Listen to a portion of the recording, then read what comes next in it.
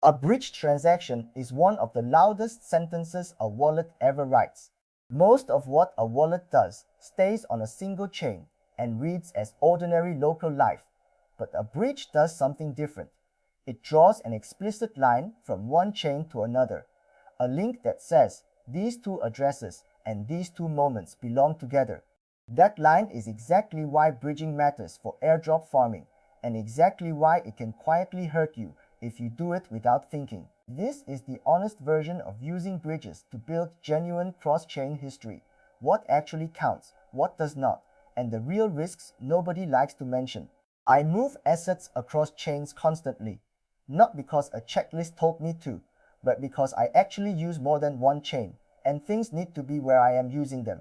I run this the boring, methodical way, as ops, rather than a lottery, and everything below is about making your cross-chain activity real enough that it reads as a person living their crypto life, because it is, rather than a machine drawing suspicious parallel lines. What bridging actually is. A bridge is just a way to move value from one chain to another.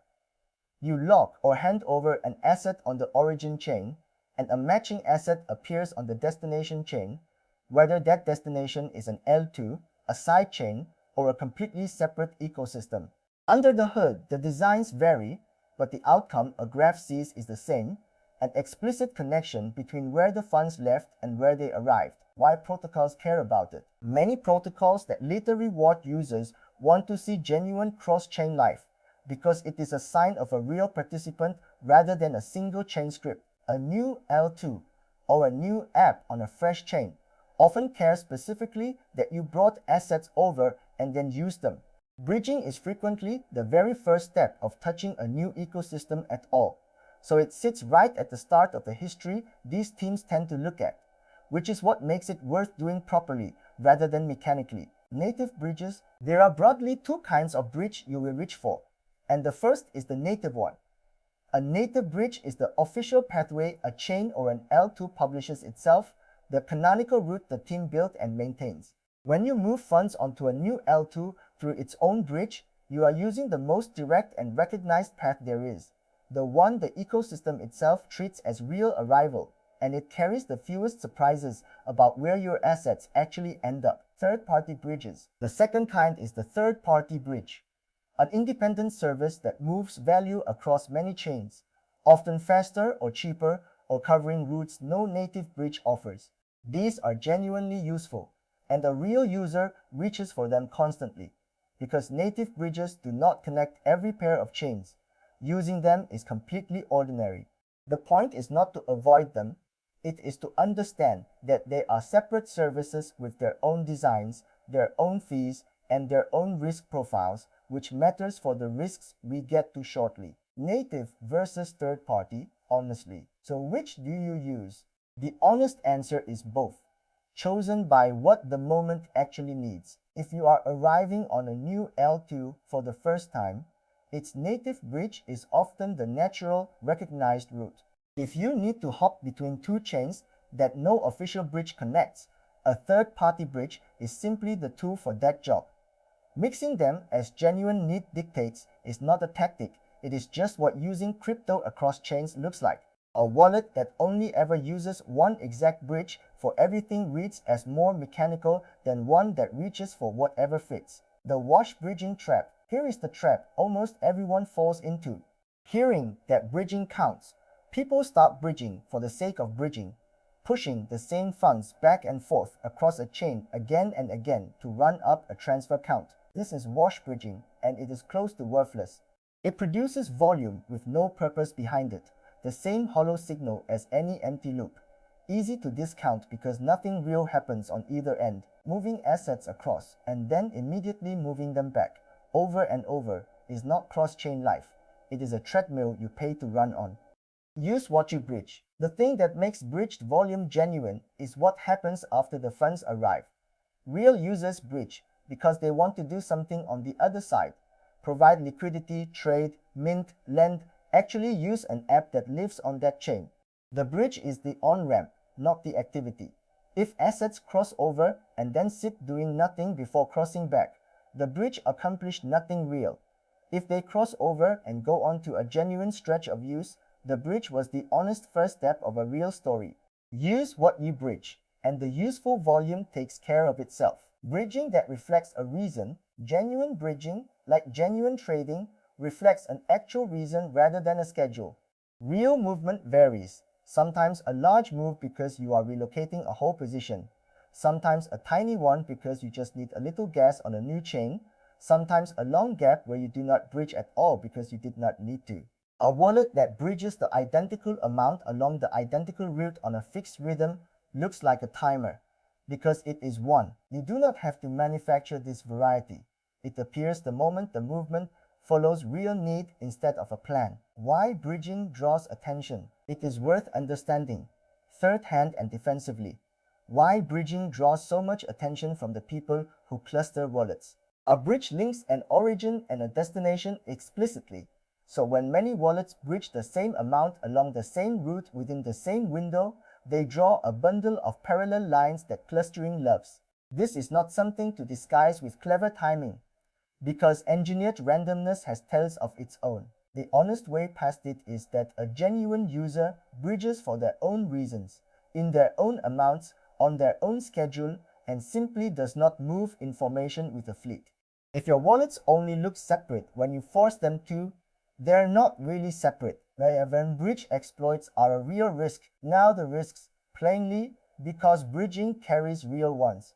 Bridges have historically been among the most attacked pieces of infrastructure in this entire space, because they hold large pools of locked value in one place, which makes them a target. A bridge can be exploited, and funds moving through it or held by it can be lost in ways that have nothing to do with anything you did wrong. I am not labeling any particular bridge safe or unsafe, because that depends on things neither of us can fully see. I am saying treat bridges as infrastructure that can fail, and do not work more through one at a time than you would genuinely be willing to see go wrong.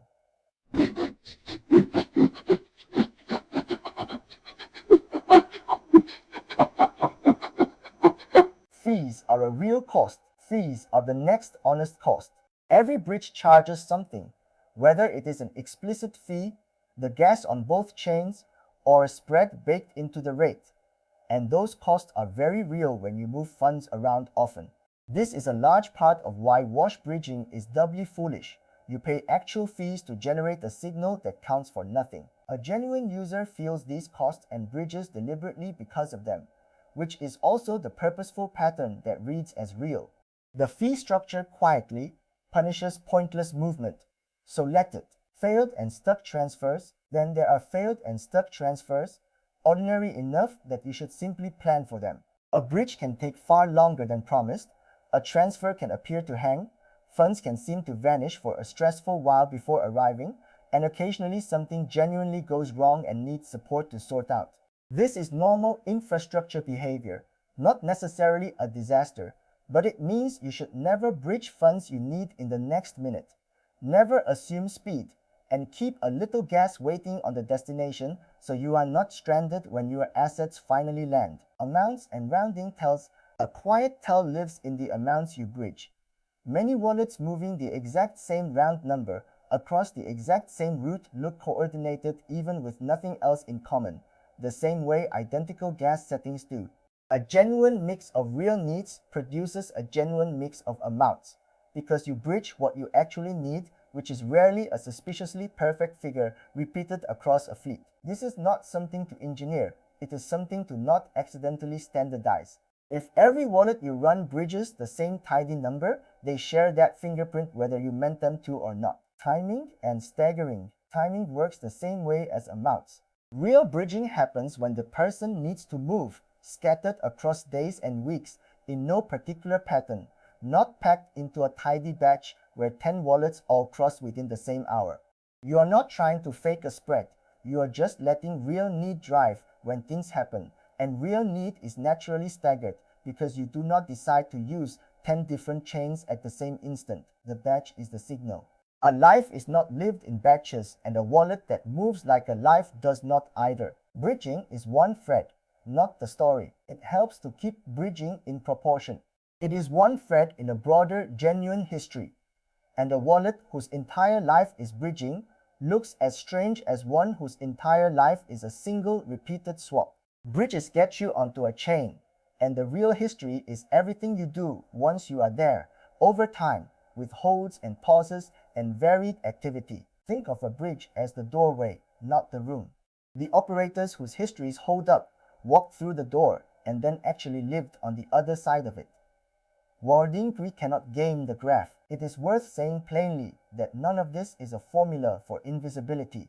Cross-chain analysis keeps improving, and enough data eventually surfaces structural patterns that genuinely exist. That is exactly why manufacturing bridge volume is a losing game, and having real cross-chain reasons is not. A genuine reason to move assets has nothing underneath it to unravel. And none of this promises an outcome, because nothing here guarantees a reward. No token is owed to you, and bridging across 10 chains buys you exactly zero certainty. It is simply the approach that does not depend on staying ahead of a system that keeps getting better. The honest takeaway. So the takeaway is simple. Bridge because you actually need assets somewhere, using native routes when you are arriving and third-party ones when they fit the job, in amounts and on timing that follow real need rather than a schedule. Use what you bridge instead of bouncing it pointlessly.